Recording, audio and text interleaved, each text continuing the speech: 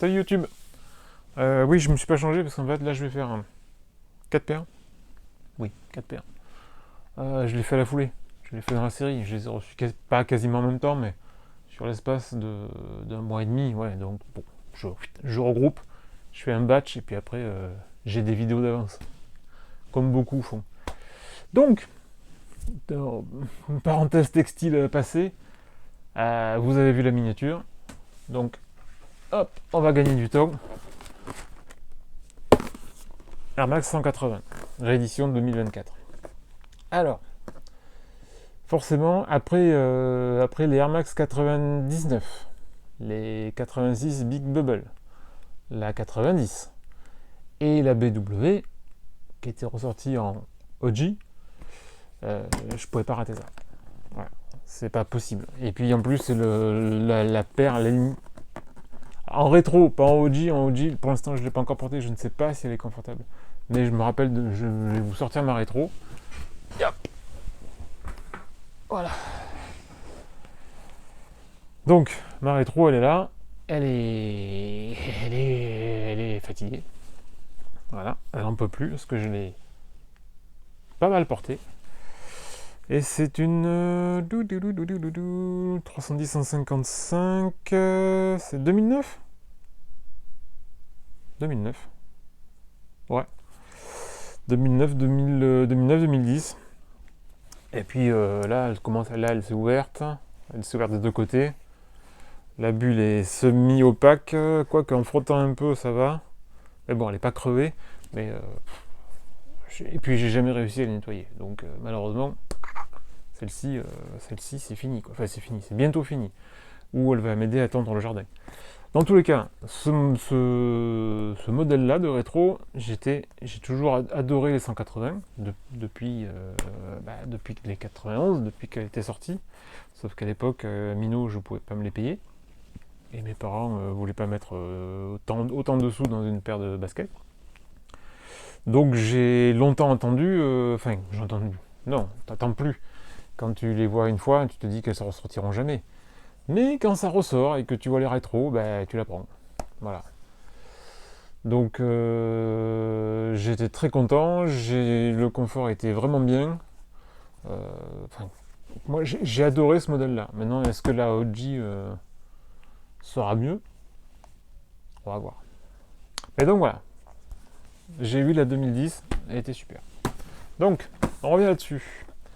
Donc déjà, première chose qu'on va voir, c'est la boîte. Alors la boîte, cette encoche-là, elle n'a rien à faire là. Normalement, elle est plus courte, il n'y a pas d'encoche. Donc normalement, il y a un petit débord. Bon, ils ont fait ça en plus. Les lettres, elles sont censées être un petit peu plus écartées, un peu plus au bord. Je ne sais même pas si elles sont pas un peu plus fines aussi normalement. Donc ça aussi, ils ont traité ça en boîte OG, mais elle n'est pas OG. Voilà. Pareil aussi au niveau dimension, normalement elle est encore plus étroite. Là, ils ont fait un effort et c'est une petite boîte entre guillemets.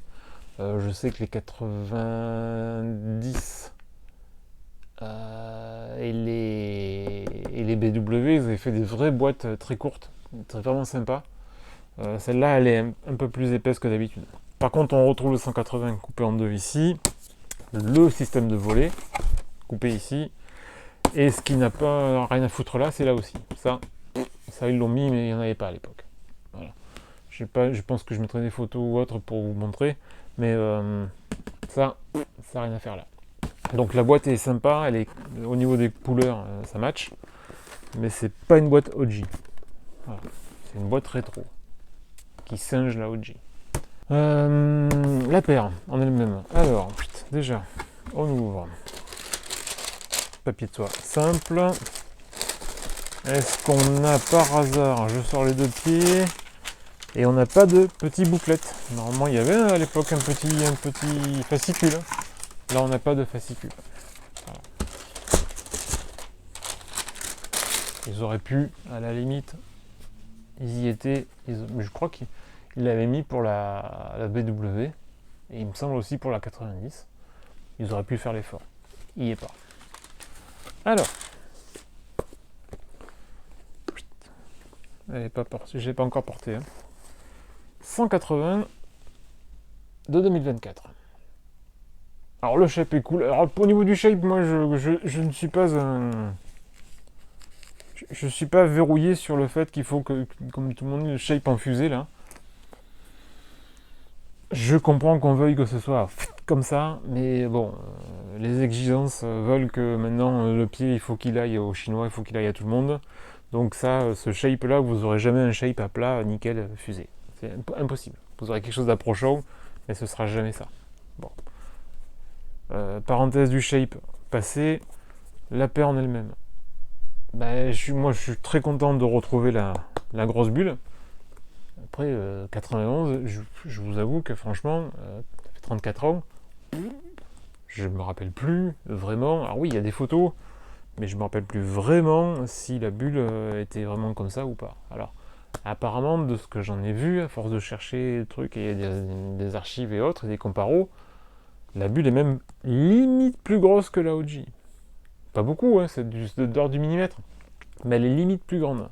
Par contre, ce que je me rends compte, maintenant en l'apprenant, c'est que c'est dur comme du bois. Alors, est-ce que la OG était aussi dure comme ça? Mais là, quand on y va là, il n'y a rien à faire. Et ce que je vois aussi, c'est qu'elle est doublée. Je ne sais pas si on va le voir, mais en fait, on voit clairement par rapport à la surface qui est brillante, qu'en fait, il y a deux couches. Il y a la bulle et un panneau dessus. Bon, par contre, c'est vrai qu'elle est super ajourée, pour ça, elle est très très jolie. Les coloris aussi semblent respecter. La languette est plus courte que ma 2010. Ça se voit direct. C'est flagrant. Ça m'étonne un peu. Bon, on verra. Mais elle est vraiment plus courte. Par contre, c'est toujours embossé, donc ça c'est toujours sympa. Un petit liseré, petit bord et autres. Ce que j'ai vu par contre, c'est que ça là, ça c'est 2 fois trop gros. Ces panels là, ça c'est énorme. Normalement c'est beaucoup plus court, que ce soit en largeur ou même en hauteur. Ça c'est beaucoup plus étroit que ça. Ça c'est trop gros. Bien sûr, le 180 gravé sur la midsole, c'est cool. Le Nike Air qui est très fin. Alors le Nike Bold qui est épais et le Air qui est en très fin, ça c'est super cool. Ce qu'on n'avait pas sur la 2010, hein, on avait un logo standard. Alors on avait le 180 à la midsole, qui était un peu fat aussi d'ailleurs. Ouais, il était plus gros. Et le Nike, bah, de toute façon je vais le mettre à côté comme ça on verra. Hop, voilà. Voilà les différences entre donc, la 2010 et la 2024. Au niveau du pattern de l'autre sole, bon, je veux dire qu'on est quasi, hein. Pas pareil, forcément, on peut pas être pareil. Mais on a 2,42, on va les mettre à côté. Comme ça, vous verrez la différence. Hop. Voilà, j'ai essayé de caler au mieux. Et donc, on voit que les parties rouges sont plus fines sur la nouvelle. Et bien sûr, la bulle est beaucoup plus grosse sur la nouvelle également. Ce que je regarde aussi, puisqu'on y est là, c'est que il me semble. Alors c'est marrant parce qu'au niveau de l'autre sole, ça paraît. Si, l'angle est différent. On a la 2010 qui part plus comme ça, l'angle est plus ouvert que sur la 2024. Et on voit qu'elle est plus ronde que la 2010. Devant, à l'avant-pied. Bon. Ouais, elle est plus ronde. Pourquoi pas. Après, au niveau du bleu, alors après ma 2010, elle a un petit peu vécu, mais le bleu est plus foncé sur la 2010 que sur la 2024. Alors, il n'y a que les archivistes, les vrais, qui pourront dire si c'est vraiment si c'est le bon bleu ou pas de la Air Max. Mais hop. Mais bon, après, je suis franchement très content qu'elle soit revenue. Voilà. Les autres coloris, la cactus ou la white gold violet là. S'il y a moyen de faire un coup de fusil dessus, peut-être.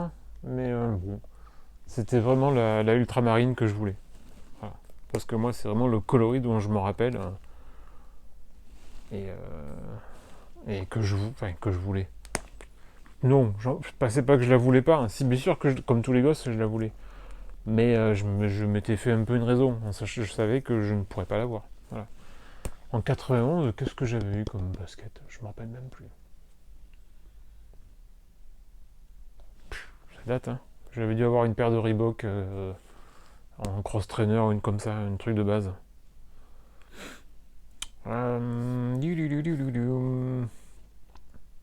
Mais donc, alors là, hop, je sors le pied gauche.